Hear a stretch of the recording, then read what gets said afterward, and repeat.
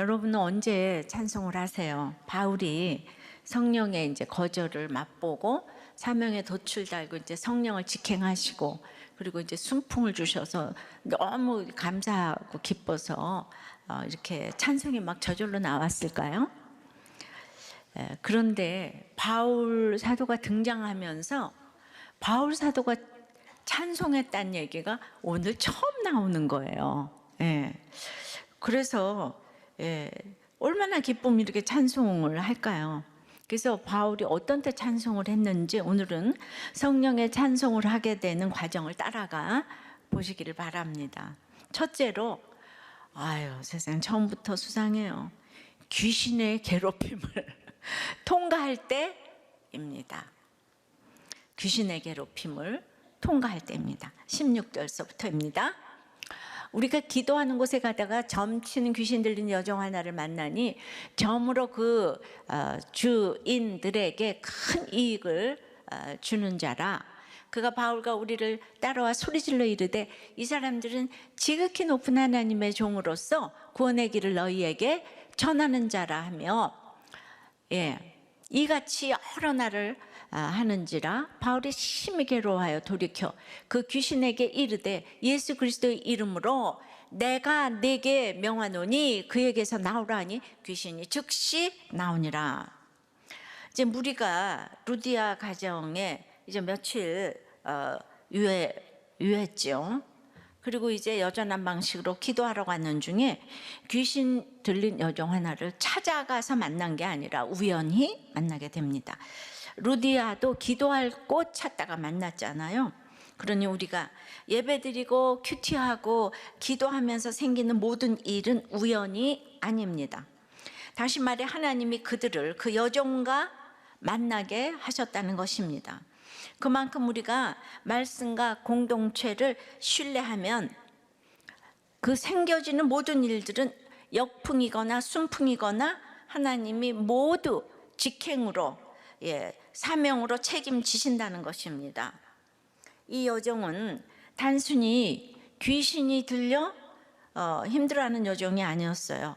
그 여종의 주인에게 큰 이익을 주는 자였는데 귀신이 주는 이제 그 초자연적인 능력으로 점을 쳐 미래를 예언하는 자였고 이런 능력으로 주인들은 많은 소득을 벌었습니다. 그러나 여종은 주인들에게 인격적인 존재가 아니라 재산적 가치 이상도 이하도 아니었고 종속된 재산이었고 소유였으며 그저 이렇게 돈 버는 기계, 소득의 원천이었습니다. 어떠한 자유도 의지도 없는 그냥 정말 매여 있는 그의 삶은 불행 그 자체였어요. 우리들 교회도 이제 신내림 받은 자매가 있었는데 여러분 열이면 신내림은요 자기가 원해서 받는 사람 아무도 없어요. 너무 고민하고 뭐 랄랄랄라 해서 결국 가족도 친구도 다 떠나서 이제 무당이 된다고 하죠. 그 이후의 삶은 신내림 받았으니까 귀신의 이제 그 명령대로 살아가는 거죠.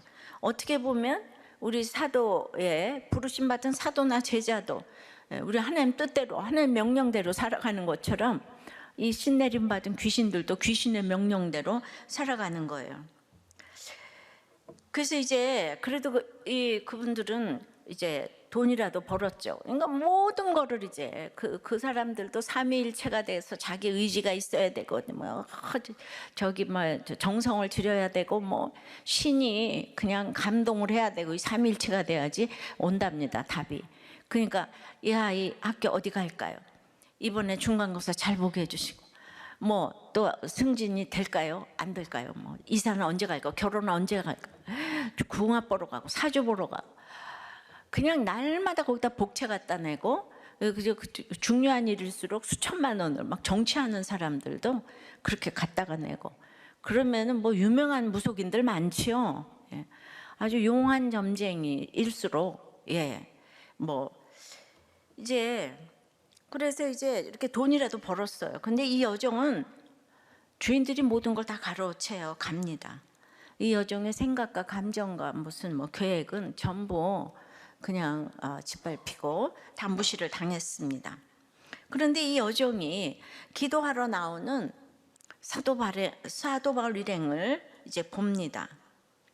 수많은 미래를 점치며 사람의 심령을 꿰뚫어 보면서 예언을 했기 때문에 바울 속에 계신 하나님을 보고 깜짝 놀라며 소리를 지릅니다. 이 사람들은 지극히 높은 하나님의 종으로서 구원의 길을 너희에게 전하는 자라. 이단자들이 하나님의 말씀에 대해 지식이 얼마나 많은지 아십니까? 정말 그 말씀에 대해 자구까지 정확히 알고 있는 자들이 많아요. 그래서 우리가 그들과 대하면 상대가 안 될 정도로 하나님의 말씀에 대한 지식이 탁월한 거예요. 그런데 지식으로 믿는 건 아니죠. 예, 이게 믿는 건 아니에요. 김양재에 대해서 어느 학교를 나오고 키는 몇 센치고 뭐 어쩌고 아무리 알아도 예, 그게 믿는 건 아니잖아요. 또 큐티 모임 뭐 몇 번 와봤다고 또 다 하는 건 아니잖아요. 여기 10년을 댕겨도 또 저를 또 믿지 않을 수도 있어요. 예, 근데 이 점치는 귀신은 이제 python의 영이라고 하는데요. 예, 그게 뱀의 영이다. 뭐 이런 적입니다. 소크라테스의 말로 유명한 내 자신을 알라는 격언이 사실 이 델포이 신전 입구에 적혀 있던 말인데, 이 델포이 신전이 앞날을 점쳐주는 곳으로 유명했어요. 근데 이 델포이 신전의 주인공은 철학과 예술의 신 아폴론이었어요. 예, 그러니까 그 당시 최고 문화였던 헬라 문화의 상징인 셈인데요. 피톤은 이 신전을 지키던 뱀이었어요.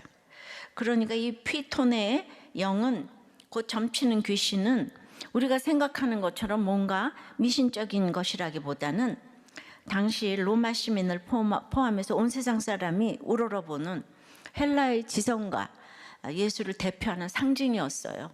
그러니까 요새 무슨 막 아트홀에서 그런 막 그냥 그 무속 잔치를 하고 요새 좀 그러잖아요. 유명한 정부 고관 다 불러다 놓고. 그러니까 이거는 이제 유럽에 이제 도착을 해가지고 유럽 전체를 지배하는 엄청난 영적인 힘을 대표하는 것이라고도 할 수 있습니다. 하나님이 데우스인데, 데우스는 이 빌립보에서는요 제우스를 의미했어요. 예, 그리스 신화에. 그러니까 하나님의 종이라 그러면 빌립보 사람들은 하나님을 모르니까 제우스의 종이다, 제우스의 종이다 이렇게 들을 수 있죠. 그리고 소크라테스는 네 자신을 알라 그러는데 우리 하나님은 또 네 죄를 알라, 비슷해 보이잖아요. 그러니까 우리 비교가, 그러니까 이 사모드라게에 뭐 아리스토파네스, 플라톤 등 굉장히 철학자들이 거기 있어서 다들 너무 존경하고 하나님보다는 다 그런 사람들을 존경해요, 이 시대가. 예. 근데 이어 있는 사람들이 어떻게 듣던 어쨌든 바울 일행을 정확히 알고 있었습니다. 그녀가 복음을 들어서 한 게 아니라 타락한 영으로 하나님에 대해, 귀신들도 하나님에 대해서는 알아요.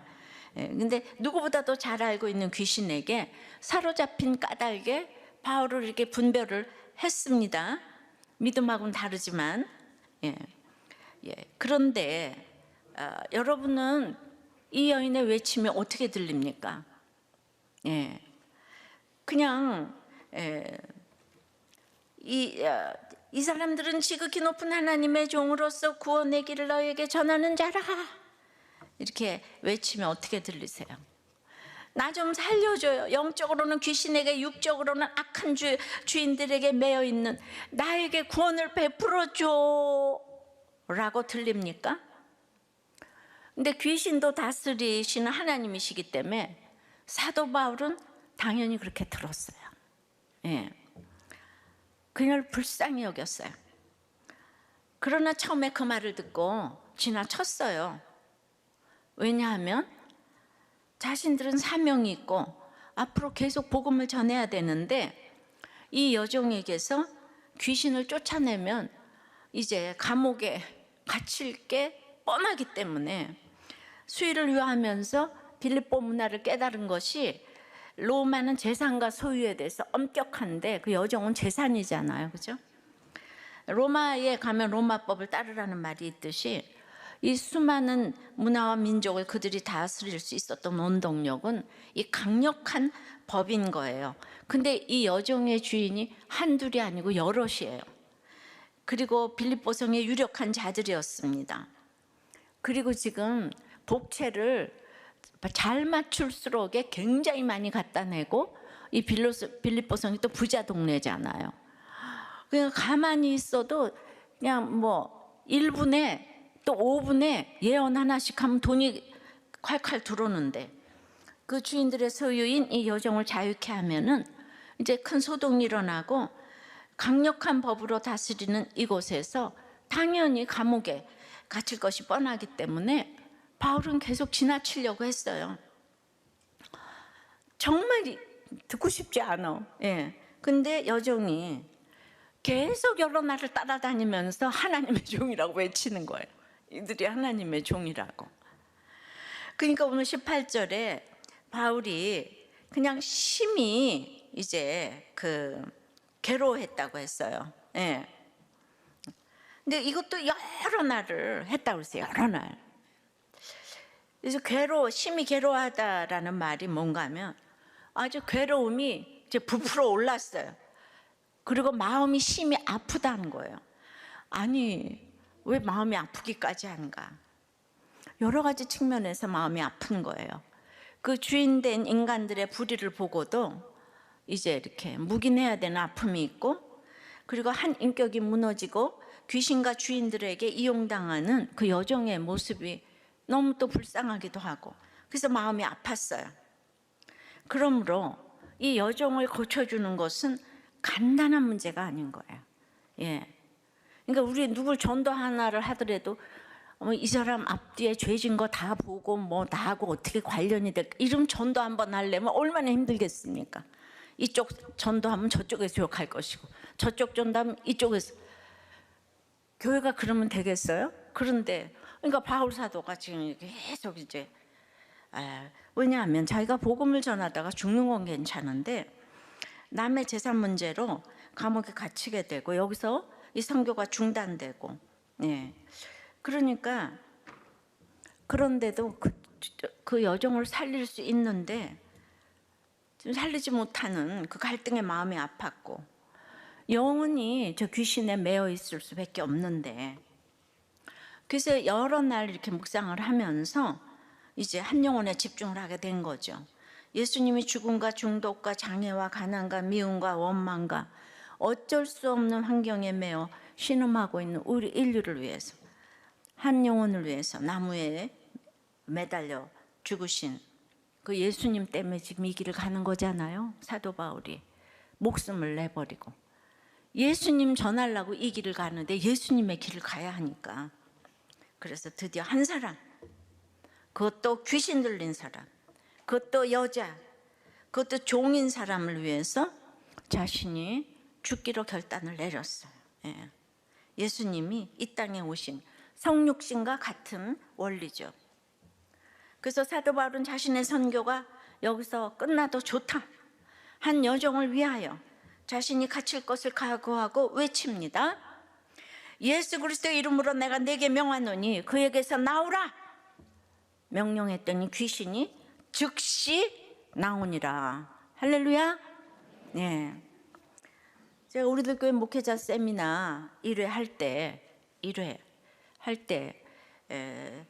정말 굉장히 긴장이 많이 됐습니다. 그래서 내일 당장 목회자 세미나 큰 사명을 앞두고 이제 성령의 직행으로 달려왔는데, 제가 이렇게 늦은 저녁 집에 들어가다가 교회 가까이 상가 거리에서 뭘 살 게 있어서 잠깐 이렇게 차를 세워놓고 거리를 지나가는데 어떤 여자분이 목사님 아니세요? 그러는 거예요. 그래서 네. 그러면서 막 계속 걸어가는데 울면서 시간 좀 내주세요. 안 되는데요. 근데 막 외치면서 계속 따라오는 거예요. 저는 이제 내일의 거사를 위해서 빨리 집에 들어가서 쉬어도 지금 부족할 때였는데, 이렇게 차를 세워놓고 갔기 때문에 그때가 굉장히 추웠어요. 여름 옷을 막 입고 있었어요, 그냥. 예. 그랬는데 계속 외칩니다. 그래서 5분만 아니 1분만 잠깐만 얘기를 그럼 해보시라고 섰더니만 이제 불륜으로 소문이 나서 7일로 인해 이제 교회를 다니지 못하게 되었다는 이 눈물의 외침을 듣게 되었어요. 결국 1시간 넘게 거리에서 사연을 들었는데 결론은 상대방 부부가 우리들 교회를 다닌다는 거예요. 이거 안 쓸 수가 없죠? 그래서 다 듣고요. 그래도 자매를 살리려면 당분간이라도 두려워하지 말고 우리 교회에 오라. 그래서 회복되어 돌아가라고. 뭐라고 한다면 내가 책임을 지겠다고. 예. 근데 상상할 수 없는 그 초청에 자매는 그냥 눈물을 뚝 그쳤어요. 예. 근데 결국은 모두 다 엘리트들이시고 지금 모두 정착들을 잘하시고 두 가정이 다 살아났습니다. 그러니까 이런 원수 같은 저희가 없는데 정말 그냥 이 미리 오신 우리 지금 이제 목자 권찰님이 정말 복음은 다 자유롭게 하잖아요. 복음이 들어가니까 관계 정상화가 일어나서 그래서 너무 훌륭하시죠. 예. 그래서 제 말대로 다 됐습니다. 제가 이렇게 날마다 이제 간 떨어질 행동을 골라서 합니다. 좋은 죄인, 나쁜 죄인 여기 다 원수처럼 여겨야 되는데 우리 그 나쁜 죄인이 어디 있겠어요? 우리 모두 100% 죄인이기 때문에 구원에는 차별이 없는 거예요. 근데 그날 완전히 감기 걸려서 목세를 못할 뻔하게 목이 완전 쉬었습니다. 그 다음날 하는데 목이 이렇게 돼가지고 여러분 제가 아무리 그래도 이렇게 목 쉰 거 들은 적이 없죠.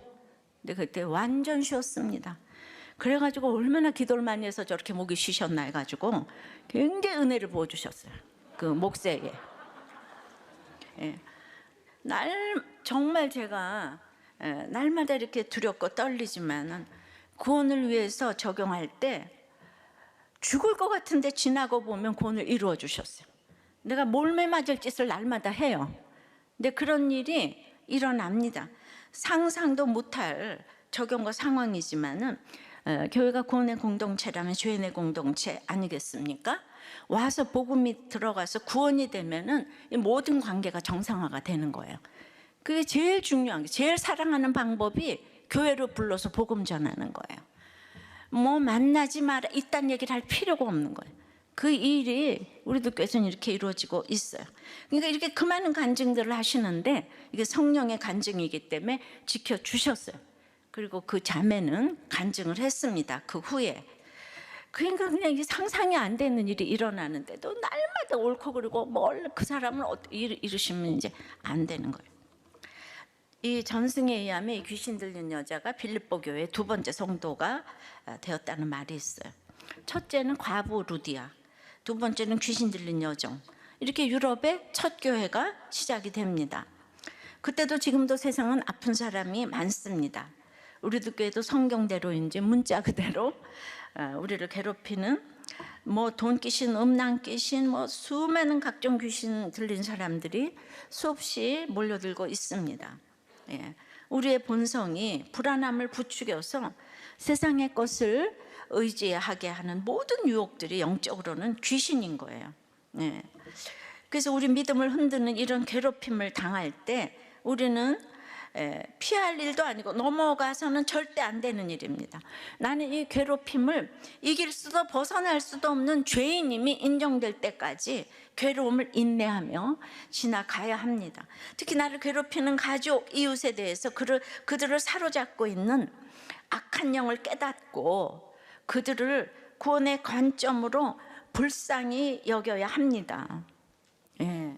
그래서 그 누구도 우리처럼 예수님이 필요한 사람인 거예요. 예. 우리는 감당할 수 없지만 예수님은 구하실 수 있습니다. 그러니까 추운 것도 다 그냥 저기 하고 너무 그냥 그냥 교회에 와야지 다 살아날 거다 이렇게 생각을 하고 그랬는데 그래도 택자니까 어떻게 교회로 올 수가 있겠어요. 진짜 이게 하나님의 은혜 아니겠습니까? 저는 목세를 너무 내 가운데 눈물로 치렀더니 그 응답으로 왔다고 생각을 해요. 저는 왔을 때 나도 못 믿어. 어떻게 왔나 해가지고 믿음이 없어요. 올까? 예. 그래서 다 살아났어요. 양쪽 가정. 괴롭힘을 통과하면서 전적 무능을 고백할 때 예수 그리스도의 이름을 온전히 의지하게 됩니다. 예. 누가복음 13장 11절에 18년 저기 귀신 들려서 꼬부라져서 좀도 펴지 못하는 여자가 있었잖아요. 18년을 거기 묶여 있었지만은 여기는 귀신 들려서 예언을 하고 돈을 벌어주는 여종이 있네요. 똑같이 귀신 들렸는데 한쪽은 꼬부라져 있고 한쪽은 돈을 버네요. 어디가 좋아요? 아무리 귀신 들려서도 돈 벌면은 그것 때문에 심각하지 않잖아요. 예. 그렇지만 우리가 예수 안 믿으면 우리 모두 있잖아요. 귀신 들려 있어요. 예. 그래서 그냥 귀신같이 환자 잘 보네 이래요. 귀신같이 피아노 잘 치네. 완전히 저 귀신같이 문제를 잘 풀어. 우리 다 귀신이에요. 알았어요? 예. 그런데 그렇게 귀신같이 잘하면 기도도 안 해요. 다. 우리 모두 귀신 들려 있습니다. 예. 적용해 보세요. 그러므로 점을 쳐서라도 해결하고 싶은 불안은 무엇입니까? 점을 쳐서라도 해결하고 싶은 불안은 무엇입니까? 귀신 들린 사람의 외침이 나 좀 살려달라는 것으로 들립니까? 예. 이 모두 구원의 관점으로 불쌍히 여겨야 돼요. 피해자, 가해자 모두 예수님만이 해결책인 것을 믿으십니까? 피해자, 가해자 모두 예수님만이 해결책인 것을 믿으십니까? 성령의 찬송은 그래서 두 번째 대신 값을 치르게 하실 때 하는 거죠. 19절부터입니다. 여종의 주인들은 자기 수익의 소망이 끊어진 것을 보고 바울과 실라를 붙잡아 장터로 관리들에게 끌어갔다가 상관들 앞에 데리고 가서 말하되 이 사람들이 유대인인데 우리 성을 심히 요란하게 하여 로마 사람인 우리가 받지도 못하고 행하지도 못할 풍속을 전한다 하거늘 무리가 일제히 일어나 고발하니 상관들이 옷을 찢어 벗기고 매로 치라 하여. 그래서 이제 드디어 사도 바울이 그냥 그 예수 그리스도 이름으로 귀신아 나가라 외치니까 귀신이 찌깍 나왔지만 사도 바울을 생각한 것처럼 깊은 옥에 갇히게 됩니다. 여종의 주인들이 가만히 있겠습니까? 빌립보 성에 유력한 자들이었고 돈이 많았기 때문에 바울과 실라를 붙잡아 장터 관리들에게 즉시 끌고 갔어요. 주인들은 자신들의 여종이 귀신이 나가서 건강해지고 온전해지고 그거 하나도 관심 없어요. 예. 그냥 오직 한 사람의 고통의 문제보다 더 우선이 되는 것이 나에게 유익이냐, 이 자매를 전도하는 게 우리 교회의 유익이냐 안 유익이냐 이런 걸 따지겠죠. 그죠? 예. 진짜 그 다음 날이 목사인데 제가 1시간을 길거리에서 들었어요. 그거를. 예. 그러니까 다 이게 이익인가 아닌가. 그래서 이렇게 말을 다 못하잖아요. 예. 모든 것의 끝에는 돈이 있는 거죠. 근데 이 주인들이 심하게 손해를 봤어요. 예. 그러니까 아주 교묘하게 고발을 합니다. 그래서 그들을 20절에 유대인이라고 제목을 갖다 붙여요. 바울과 실라만 유대인이에요. 디모데하고 누가는 이방인이에요. 이들 가운데도 이간질을 하고 그리고 이제 인종적 편견으로 자극하는 거죠. 왜냐하면 헤롯 아그리빠가 충이 먹어 죽은 사건으로 황제와 그 유대인 관계가 악화되었고 클라우디오 황제가 로마로부터 유대인을 축출하라는 칙령을 내렸기 때문에 유대인에 대한 감정이 아주 이렇게 나빠 있었어요. 거기다 이들을 고소한 내용은 그 20절에 우리 성을 심히 요란하게 한다는 거예요. 이게 폭동을 선동하다 흔들어 놓다인데 수많은 나라를 다스리는 로마가 가장 두려워했다는 것이 폭동인 거예요. 즉 바울 일행을 로마 제국 내에서 정치적으로 선동하며 폭동을 일으키는 자들로 고발을 한 거예요. 예. 우리 다 정치가들은 여론을 무서워하잖아요. 그래서 폭동이 일어날까. 이렇게 지역감정, 인종차별, 전쟁이나 폭동을 삼아서 고발하면 사람들은 사리분별을 그저 잃어버리게 되고 한쪽으로 치우쳐서 선동이 됩니다. 이럴 때 복음을 유지하기가 어렵죠. 결국 온 무리가 선동이 되어서 일제히 일어나 고발을 하니까 바울 일행이 어떤 말도 듣지 않고 이제 이들을 즉시 매로 치게 됩니다. 이 관리, 여기서 이제 관리는요, 그때의 관리는 허리춤에 다양한 몽둥이하고 채찍을 여러 개 달고 다녔는데, 그 몽둥이와 그 채찍 중에서도 이제 예수님 채찍으로 칠 때도 이제 그 채찍 끝에는 쇠붙이인데, 그냥 쇠붙이가 아니고 나비 모양의 갈고리 같은 쇠붙이가 그냥 요만한 것도 아니고 한 2m 정도 되는 긴 채찍이 돼서 이제 이렇게 있으면 여기서 이제 이렇게 돌려가지고 쫙 하면요, 그게 얼굴에 쫙 맞으면 그 다 없어진다는 거죠. 그 다음에 갈비뼈를 하면 갈비가 다 없어지고, 그래서 십자가까지 데리고 가려면 거의 반쯤 다 죽어 있다는 거예요. 그러니까 그런 이제 채찍질을 지금 했고, 한 번 내리치면 그러니까 살점이 다 떨어져 나가게 되어 있는 거죠. 그리고 유대인의 법은 40에 하나 가만매를 하라고 법으로 정해놨는데, 로마 법은 그것도 없어요. 무제한으로 이제 때리게 되어 있는 거예요. 그러니까 폭동을 일으키고 정치적 선동을 했다는 거예요, 죄명이. 저도 맨날 여러분들이 저보고 정치한다는 사람도 있더라고요. 바울과 실라가 무슨 말을 할 수 있겠습니까? 너희가 왜 잡혀왔냐 묻는다면 대답이라도 할 텐데, 죄목이 유대인이에요, 유대인. 그러니까 상대방 말만 일방적으로 듣고 일제히 달려들어 옷을 찢고 기절할 때까지 매를 때리는데, 레위기에서도 그 제물을 보면은 그냥 가죽을 다 벗기잖아요, 그죠? 벗기고 각을 뜨고 이러잖아요. 이게 전부 거룩으로 가는 예수님이 제물이 된 이거하고 지금 똑같아요.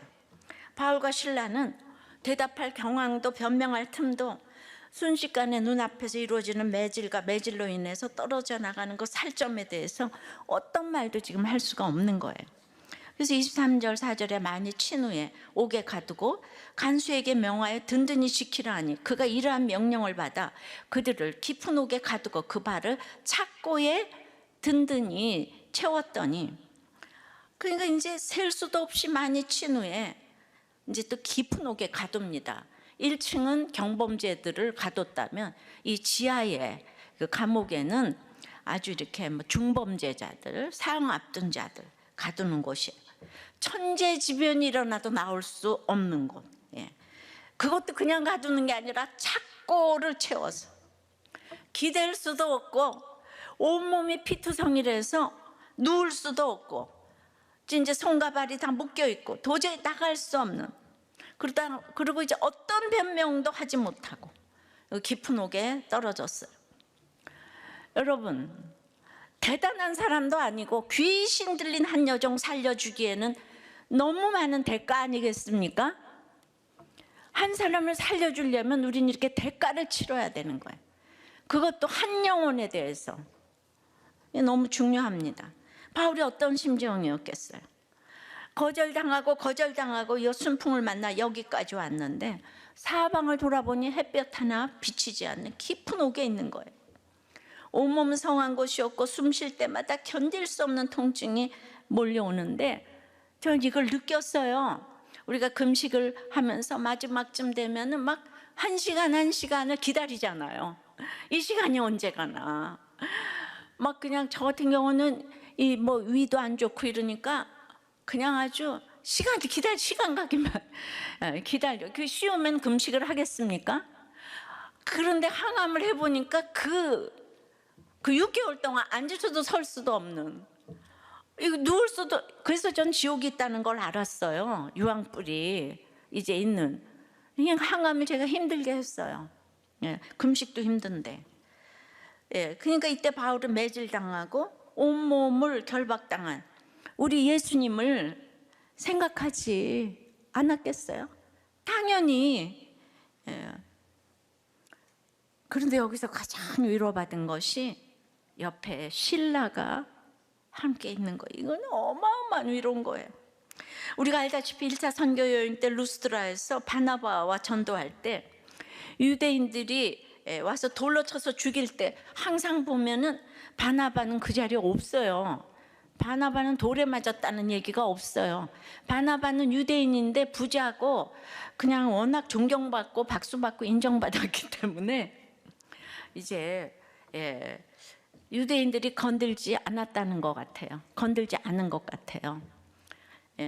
그래서 다시 사도행전 열심히 묵상하니까 바울은 바나바하고 다니기 참 힘들었겠다, 이 생각이 들었어요.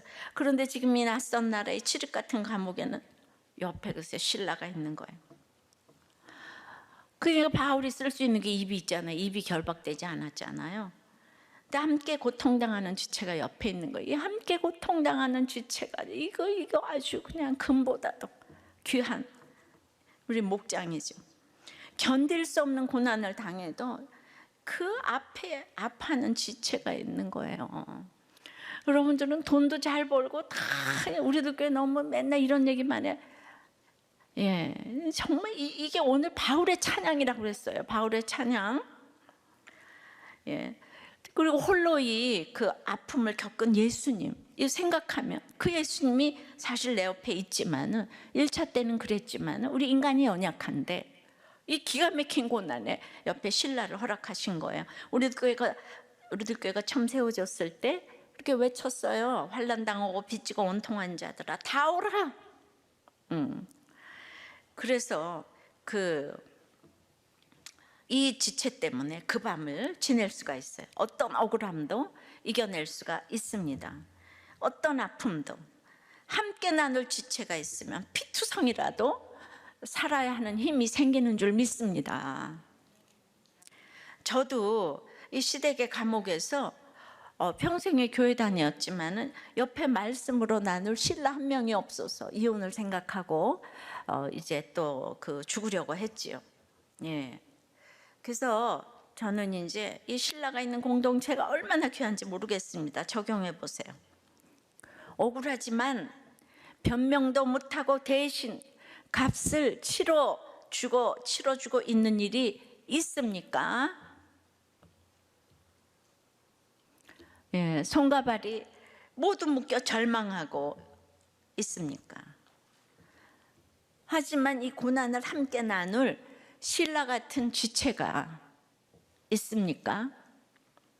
여러분은 이런 지체가 없으면 지금 돈이 억만금이 많고 자녀들이 공부를 잘하고 돈 벌어도 여러분들은 앞으로 남고 뒤로 미치게 돼 있습니다. 그래서 성령의 찬송은 대신 값을 치러주고 감옥에 들어가니까 세 번째는 한밤중에 들려지는 이 찬송을 하게 되는 거예요. 성령의 찬송. 25절입니다. 한밤중에 바울과 신라가 기도하고 하나님을 찬송하며 죄수들이 다 같이 듣더라.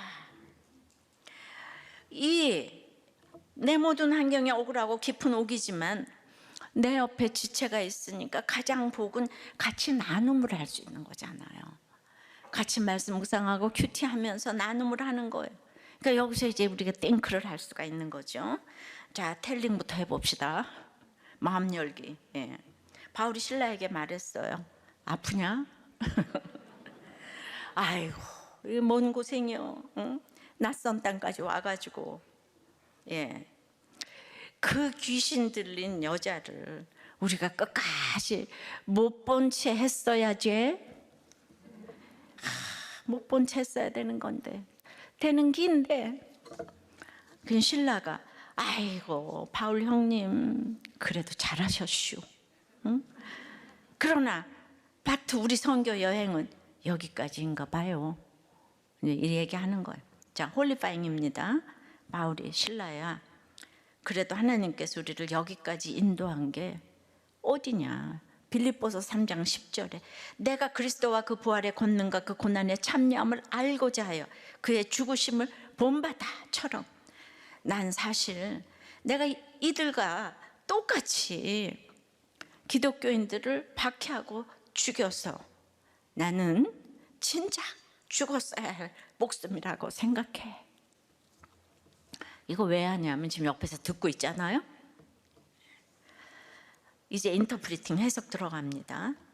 바울이 또 말합니다. 그래도 우리 같은 죄인이 구원받은 게 어디야? 예수님도 우리 대신 이렇게 고난 받으셨을 텐데 이 고난이 없으면 우린 예수님 안 믿을 죄인이요. 난 평생 그 기독교인들 죽이며 살았을 거야. 신라가 맞습니다, 형님. 해석이 되니까 널싱해요. 서로 돌보게 되고 그들의 아픔이 함께 해석이 되니까 더 이상 감옥이 아니에요. 거기서 이런 얘기를 할 수 있다는 거 이거 천국 아니에요? 그래서 여러분들이 목장에서 내 얘기를 할 수 있다는 게 이게 천국이에요.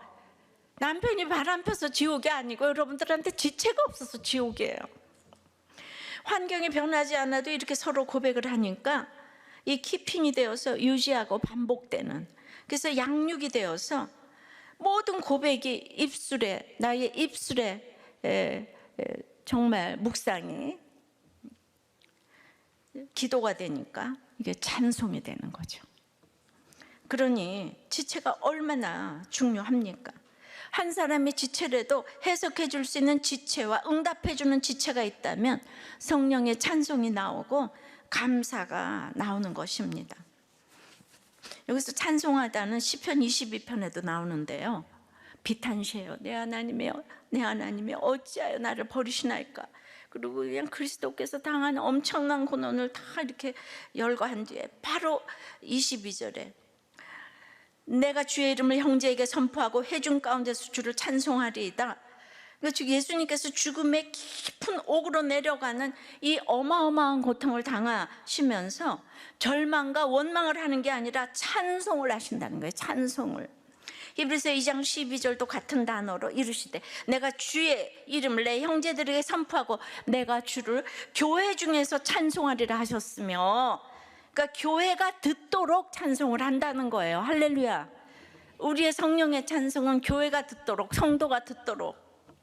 그러므로 바울과 실라가 부르는 찬송은 깊은 옥임에도 부르는 찬송이기도 하지만 근본적으로는 깊은 옥에 갇혀 있기 때문에 부를 수 있는 찬송인 줄 믿습니다.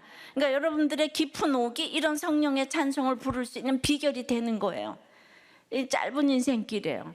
고난 타령 그만하시고 하나님 만나시기를 바랍니다. 그러니까 결정적으로 이거를 지금 죄수들이 들었어요. 의인들은 못 듣죠, 그죠? 예. 마음이 낮아졌어요. 낮아진 그들, 살소망까지 끊어진 자들이 듣는 거예요. 듣다로 번역한 헬라어는 성경 전체에서 이곳에만 쓰인 아주 그냥 드문 단어예요. 평범한 단어가 아니에요. 그냥 듣는 게 아니라 귀를 쫑긋 세우고 뜻밖의 너무도 기쁘고 반가운 이야기가 들려서 너무 놀라서 집중해서 지금 막 기뻐서 듣는 거를 말해요. 예. 바울 사도가 매 맞고 그 환경 가운데서 자기 죄를 보는 대화를 지금 했잖아요. 네, 그렇게 했을 거예요. 그러니까 그렇게 기도하고 찬송하는 걸 다 들었어요. 이들이 얼마나 놀랐으면은 이렇게 성경에 한 번밖에 안 나오는 단어로 들었겠어요. 그러니까 어떤 사람은 오늘 여기 설교를 들으러 와도 놀라서 귀가 그냥 이만큼 그냥 커져가지고 듣는 사람이 꼭 있어서 우리들 교회가 여기까지 왔어요. 18년이 돼도 안 들리는 사람이 있지만 처음 왔는데도 살소망의 끝까지, 살소망이 하나도 없는 사람들. 그러니까 여기 가장 밑바닥인 죄수들, 사회적으로 더 이상 내려갈 곳이 없는 죄수들도 있지만은 빌립보나 로마의 가장 핵심 그룹인 그룹들이 전부 몰려있는 감옥이에요. 그러니까 여기는 수많은 정치인들도, 수많은 관료들도 모여 있어요. 그러니까 이들이 바울이 찬송을 하니까 상상치도 못하게 바울의 복음을 다 들었잖아요. 할렐루야. 그러니까 성령의 직행인 거예요. 이들을 놓고 어떻게 복음을 전하겠어요? 하나님 다 모아주셨어. 그러니까 이들이 너무 놀라가지고 저렇게 매 맞고 살점이 다 떨어져 나가는데 그렇게 찬양을 하고 있으니까 눈과 귀가 그냥 크게 열려가지고, 바울과 실라의 심정은 우리가 나가서 선교해야 되는데 어쩌냐 이런 게 아니고, 이제 여기서 선교를 멈춰도 감사하고, 있으면 먹고 없으면 금식하고 죽으면 천국 가고, 이런 얘기를 계속 하는 거죠. 그러니까 자기의 죄를 알고 그 죄를 직면한 자들은 어떤 감옥도 가두지 못하는 줄 믿습니다. 왜냐하면 그 죄로 인해 죽으신 예수를 만나 천국을 소유했기 때문입니다. 우리가 보기에는 바울은 또 거절을 당한 것 같아 보입니다. 그러나 모두에게 받는 이 거절은 매를 맞아도 찬송을 함으로 직행이 되게 하세요. 그러니 구속사를 모르면 어찌 인생을 해석하시겠습니까? 인생이 짧은데요. 이런 상황에서 어찌 기뻐하여 찬송을 할 수가 있겠습니까? 바울이 들어와 사모들에게 네아폴리 다 지금 지나쳐서 왔는데, 게다가 과부전도하고 귀신 들린 여종 하나 때문에 지금 이렇게 감옥에 들어가서 몇가지 맞았는데 바울이 처음으로 찬송했다는 표현이 나오는 거예요. 예. 저는 이번 주에 꼭 고난주간 같아가지고, 예, 설교 준비하면서 너무 많이 눈물을 흘렸어요. 이런 것이 구속사의 놀라운 반전입니다. 이 땅이 짧기 때문이에요. 예, 어떤 고난 가운데 있어도 우리가 찬송할 수 있어요. 내 노래와 기도를 내 옆에 죄인들이, 내 가족이, 자녀가 다 들어요. 결코 변할 것 같지 않아 함께 옥에 갇혀있는 그들이 다 들어요. 구속사의 노래가 내 인생의 한밤중에 이렇게 울려 퍼지는 거예요. 그러니까 말할 수 없는 땅끝까지 내려갔을 때 내 노래가 울려 퍼지는 거예요. 이제 적용을 좀 해보세요. 여러분은 고난의 한밤중에 기도와 찬송을 할 수 있습니까?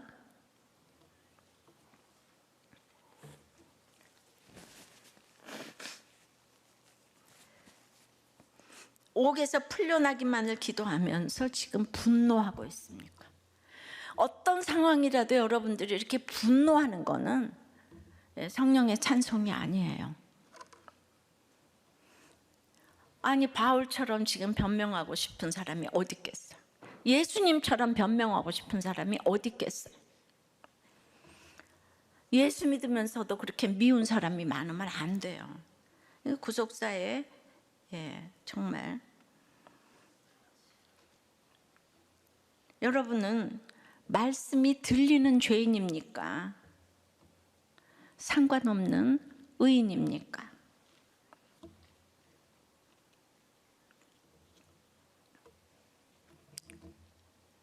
한 부목자님이 손윗동서 회사 직원으로 일을 하면서 지금까지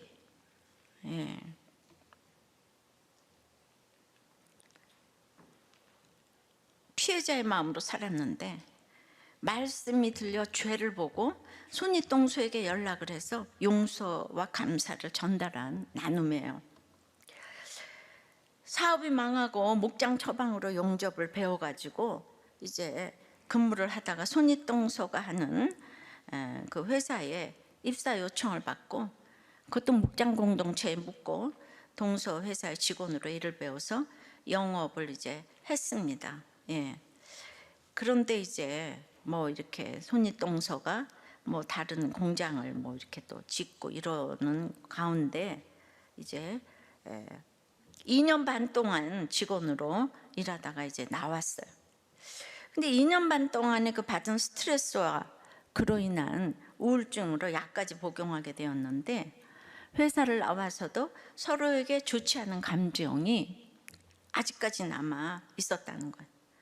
저는 저 나름대로 손윗동서를 피하고 손윗동서는 저를 피하는 그런 사이가 되었습니다. 다행히도 부인들과의 관계는 좋아서 우리도 꽤 왔으니까 이제 이렇게 아내가 믿음이 좋아서 중심을 잘 잡지 않았을까요? 그래서 서로의 소식을 들을 수 있었습니다. 솔직히 제가 지금까지 밥 먹고 살 수 있는 것도 손윗동서의 도움인데, 저는 온갖 어려움과 스트레스를 받았다고 하며 지금까지 아주 그냥 피해자의 마음으로 살고 있었습니다. 또 잠시 말씀이 들어가면 잠시 또 용서가 되었다가도 또 이제 용서를 또 이제 받고 싶은 마음이 들기도 하고, 3월 2일에 하나님께 속한 자 큐티 이후 마음속에 손윗동서가 계속 마음에 걸려서, 그러니까 우리가 이렇게 말씀이 있으면 걸려가지고, 아까 우리 집사님 세금 다 냈다 그러잖아요, 그죠? 예, 그게 우리 적용에 하나님이 기름을 부으세요. 손윗동서가 마음에 걸려서 손윗동서에게 그냥 몇 번을 망설이다가 이제 적용에다가 쓰잖아. 전화하기 이런 거 쓰잖아요, 여러분들. 그러고는 적용을 안 하시지, 여러분은. 예. 근데 속으로는 몇 번 신호 가다가 안 받으면 끊어야지. 그래가지고 이제 받지 마라 이러면서 전화를 딱 했는데 그냥 신호가 울리자마자 받았대요. 그런데 손윗동서가 반갑게 받아주는 목소리에 마음이 그냥 녹아내려서 바로 그동안 죄송하다고 고백하면서 그동안 어려울 때 도와주셔서 감사하다는 이제 고백을 했다는 거예요. 근데 그 순간 눈물이 나와가지고 막 눈물로 울먹이며 전화를 하게 되었고, 동서가 이제 마음을 녹이면서 저를 다독이며 서로를 이해하고 용서해주는 시간이었다는 거예요. 이렇게 서로를 용서하며 통화한 것이 정말 오랜 시간이 걸렸는데, 내가 그리스도를 경외함으로 내가 피차 복종해야 할 사람이 바로 손윗동서였어요. 그러니까 앞으로도 구원을 위해서 나의 입장만 고수하지 않고 100% 오르신 하나님을 믿으며 자신을 낮춰 잘 섬기도록 하겠습니다. 저는 이런 적용들이 너무 훌륭하다고 생각해요. 이 성령의 찬송이라고 생각합니다. 그러니까 바울이 아주 이렇게 땅끝까지 내려가서 아주 그냥 최고의 고난 속에서 처음으로 찬송했다는 표현이 오늘 나왔다고 그랬잖아요. 찬송은 이럴 때 하는 거예요. 이게 성령의 찬송이고 구속사의 놀라운 반전이 어떤 것도 예외가 없어요. 이 죄인은 안 되고 저 죄인은 되고 이런 거는 없어요. 예수 믿으면 다 똑같이 하나님이 우리를 의롭다 여겨주시고 죄를 사해 주시는 줄을 믿습니다. 주님, 오늘 성령의 찬송을 들었습니다. 그리고 바울 사도의 인생을 묵상하니 마음이 참 먹먹해집니다. 참으로 여기까지 걸어오기도 기가 막혔는데, 이제 루디와 전도하고 귀신 들린 여종을 이제 고쳐주기 위하여서, 이제 바울은 이럴 수도 없고 저럴 수도 없는 그 직면한 것들이 너무 기가 막혔지만 한 영혼을 택해서 어마어마한 대가를 치르는 걸 보았습니다. 주님, 이 땅은 수많은 귀신 들린 사람들이 이곳저곳에 우리 다 있지만은 이 귀신을 내쫓기 위해서 내가 대가를 치러야 하는데 너무 그것이 두렵습니다. 날마다 이 손해가 나는가 이익이 되는가 이 생각 때문에 우리가 이렇게 대가를 치르기가 너무 힘든 걸 고백합니다. 제가 대가를 치르지 않고 있기 때문에 아직도 안 되는 일이 너무 많은 것을 고백합니다. 주님, 날마다 눈물을 흘려도 제가 하지 못하는 게 너무 많습니다. 주여, 불쌍히 여겨 주시옵소서. 어떻게 정말 바울 사도가 걸어가는 길을 보며 묵상을 하고 또 해도 이렇게까지 살 수 없지 않을까? 주여, 불쌍히 여겨 주시고, 항상 여러분들이 한다는 거 저 때문인 거 그건 알고 있습니다. 제가 주님, 그래서 제가 항상 대가를 잘 치를 수 있도록 저를 붙잡아 주시옵시고, 오직 구원이 소망이 되고 끝까지 구원 때문에 사명다하고 갈 수 있도록 인도하여 주시옵소서. 그리하여서 우리 모든 성도 여러분들이 고난의 한밤중에 아버지 하나님 성령의 찬송을 할 수 있도록 은혜 내려 주시옵소서. 한 명의 신라가 있어서 전부 다 아버지 하나님 내 죄를 보고 목장에서 나눌 때 다른 한 사람이 너무 놀라서 하늘나라의 방언을 듣고 어떻게 남편을 보고 나 때문에 수고한다고, 내 죄 때문에 바람핀 남편이 수고한다, 이게 하늘나라의 방언 아니겠습니까? 성령의 찬송 아니겠습니까? 이 성령의 찬송을 하여서 우리 모두 정말 천국에서 만나는 그런들 인생이 될 수 있도록 인도하여 주시옵소서. 대하생명보호법과 수많은 언어로 이제 다르게 나오는 이 평등법, 건강가정법들, 인권조례안들 주여 통과되지 않도록 너무나 우리는 연약해서 아무것도 할 수 없사오니 주여 불쌍히 여겨 주시옵시고 하나님의 법대로 통치하여 주시옵소서. 예수 그리스도 이름으로 기도드리옵나이다. 아멘.